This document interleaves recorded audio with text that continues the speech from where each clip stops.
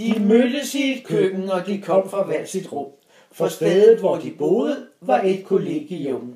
Og Rikke smurte leverpostej ud i så tyndt et lag, at klemmerne hun klemte ned, var næsten uden smag.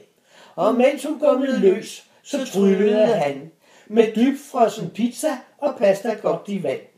Så sad de der og spiste, og Ben vandt Rikkes gunst. Hvad var det, mon hun faldt for? Var det hans kogekunst? Det er ikke til at fatte, det er ikke til at tro, men vi siger det som det er, for det må vi jo. Rikke Ben, Rikke Ben. Når dagen den var omme, så gik de hver til sit, men de gjorde det nødige og med tøvende skridt. Og snart blev det klart, hvad vej vinden den bar. Som singler var de kommet, men de flyttede ud som par. Så levede de sammen det fristudenterliv. Og Benjamin han lærte at være kreativ. Mens Rikke knækkede nakken på uskyldige små, og det unger før de endnu havde lært at gå. Det er ikke til at fatte, det er ikke til at tro, men vi siger det som det er, for det gjorde hun jo. Rikke Ben, Rikke Ben. Med tiden fik de samlet sig en ting eller to, er det allermest nødvendige, når man skal stifte bo.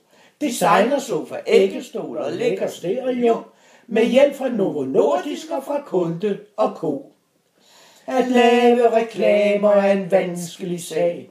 Det kræver sin mand både nat og dag. Det slugte det meste af Benjamins tid. Alligevel gik Rikke hen og blev gravid. Det er ikke til at fatte, det er ikke til at tro, men vi siger det som det er, for det gjorde hun jo. En gang eller to. Rikke Ben, Rikke Ben. At børn er en gave, det siger et gammelt ord. Og sikken en pakke, man får, når man bliver mor. Med barneskåler, amning og natteroderi, kolik og ondt for tænder, og aldrig har man fri. En grænse må der sættes, og det fik Rikke gjort. Og hendes streg i sandet, det gik ved babylort. For Rikke har en næse, der er sart og fin. Så den, der skiftede blære, det var Benjamin. Det er ikke til at fatte, det er ikke til at tro, men vi siger det som det er, for det gjorde han jo. Rikke Ben, Rikke Ben. Tiden den iler, som man knap kan forstå det, og nu er vi nået til år 2008. Det er den 8. måneds 8. dag, og klokken den har slået sit 8. slag. Men hvorfor står berlinerne med rundt omkring og glor, mens morgendukken falder på Brandenburger Tor? Når det var bare Ben, der kravlede rundt på sine knæer, mens Rikke hun råbte, hvad laver du der? Han mumlede noget. Hvad var det, han sagde? Hvis du vil have mig, så må du sige ja. Det er ikke til at fatte, det er ikke til at tro, men hvad Rikke hun svarede, det ved vi jo. Rikke Ben, Rikke Ben.